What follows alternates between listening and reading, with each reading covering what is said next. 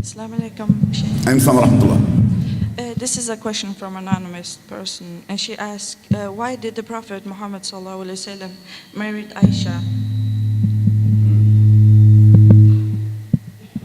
I'm sorry. The question. No. It's more. It's more. Why did the Prophet Muhammad sallallahu alaihi wasallam married Aisha at the age of 9?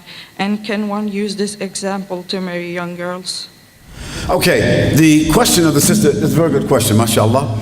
The question of the sister is, why did the Messenger of Allah sallallahu alaihi wasallam, why did he marry Aisha at such a young age?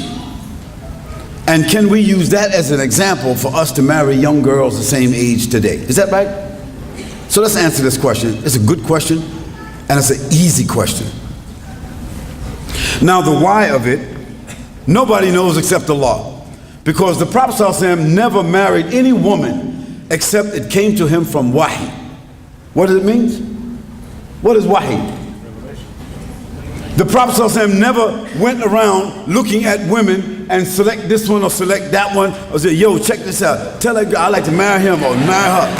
No, Allah subhanahu wa ta'ala mentioned in the Quran, the Messenger of Allah ﷺ never spoke anything from himself. But whatsoever he heard from wahi, this is what he did. Now we know that the Prophet is a man like everybody else, but Allah subdued his nafs. Allah subdued his nafs with wahi, revelation. So he was guided by Allah.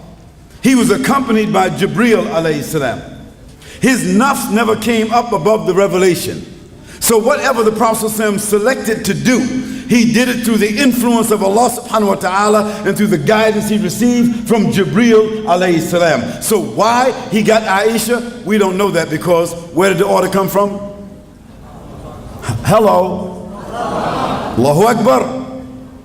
So the kafir, the non-Muslim, who is not able to understand or to recognize, they between the sky and the earth, they suspend it because what? They're ignorant, they don't know. They don't understand the premise of revelation, so they can't appreciate that. But those who can appreciate revelation understand that prophets, alayhimus salam, were ordered to do things that we don't understand, that we call mu'jiza. We call it miracle, phenomena, because it came from God. So Allah selected Aisha for the Prophet sallallahu alaihi wasallam. That's number one. And when the Prophet ﷺ realized that Allah inclined him towards Aisha, who was Aisha radiallahu anha? She was the daughter of Abu Bakr radiallahu anhu. Abu Bakr as-Siddiq radiallahu anhu. And who was Abu Bakr as-Siddiq? Abu Bakr as-Siddiq, he was a well-known man in Mecca, right? Well-known, honest. He was an aristocrat, a very influential man.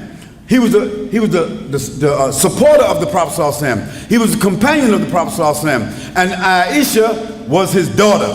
So one day the Prophet ﷺ said to him, from the inclination he got from Allah subhanahu wa ta'ala, he says, Abu Bakr, he says, do you love me? Abu Bakr said, Ya Rasulullah, I sacrificed my mother and my family for you. He said, then I would like to ask you for your daughter in marriage. This is very common among the Arabs. Don't think about Norway, don't think about Europe, don't think about China, don't think about America, you think about the Arabs. The Arabs at that time, it was urf, it was part of their urf. It was very normal for them to ask for the daughter of a man when she was 9 or 10, so that that daughter could come and move with the family. Not sleep with him, but come and move with that family so he could observe her, she could observe him, so by the time she got to the age where she could have sexual relationships and have children and intimacy, they would have already built a bond. Do you understand that? Do you understand that? So the Prophet ﷺ, he didn't sneak around someplace and get her phone number. He didn't try to meet with her somewhere. He wasn't eyeballing her. He was not desiring her. This was his best friend. And who was Abu Bakr? Abu Bakr was one of the most respectful people of Mecca, of the Quraysh.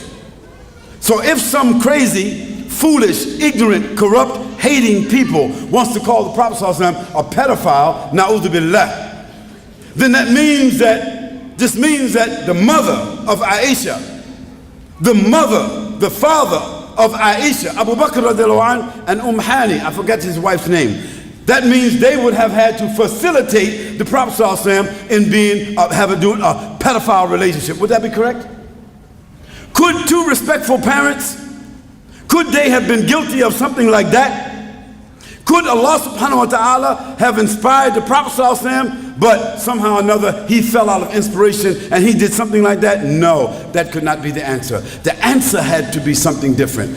So the Prophet ﷺ said to Abu Bakr, "Oh Abu Bakr, why don't you give me your daughter in marriage?" And Abu Bakr radiallahu anh replied, he said, "Oh Messenger of Allah, but we're brothers." And the Prophet ﷺ said, "Yes, but we are not those kind of brothers." See, they're not brothers of the blood. They're not brothers of the same family. This means that your daughter is lawful to me. And it is within the context of what the Arab urf, that means the Arab society. What is well known to them, what is legal, what is decent, what is dignified, what is halal, what is clean. So the Prophet ﷺ could not have been asking to do something that was abnormal. It had to be something that was normal.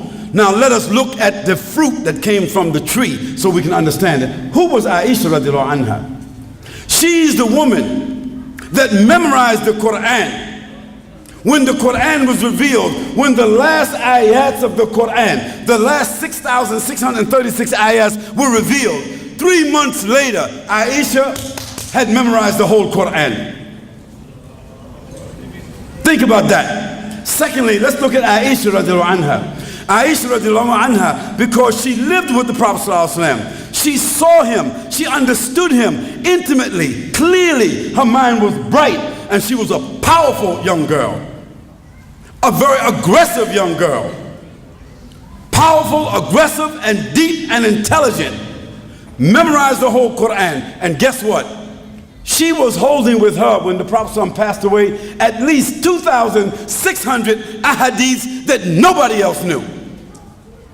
And that's why after Abu Huraira radiallahu anha, nobody related to us more hadiths than Aisha radiallahu anha. So when you look at the product, when a girl is raped, when a girl is molested, when a girl has been involved in some pedophile type relationship, she becomes dysfunctional. She becomes, something different. She doesn't know herself. She becomes guilty. She becomes dirty. She becomes dysfunctional. And you see the result of it throughout her life. Is that correct or not? No, not our mother Aisha radiallahu anha. She was the teacher of 72 of the companions of the Prophet ﷺ and the tabi'een and the atba'a tabi'een. She was their teacher, our mother. And when the Prophet ﷺ passed away, she was only 18 years old, which means she only was married to the Prophet ﷺ and lived with him 9 years. And when she died, she was a mother of the believers. Is that correct or not? Is that right or not? So that means nobody could marry their mother. So from 18 years old until she was 73 years old, she lived by herself teaching. Which one of the women could do that? So when the people talk stupid, give them some of that history so they can understand who she is. And when you understand who she is, you can understand the context of things. And so, sister, may Allah reward you for that question. It comes in a lot of places, but that's the answer.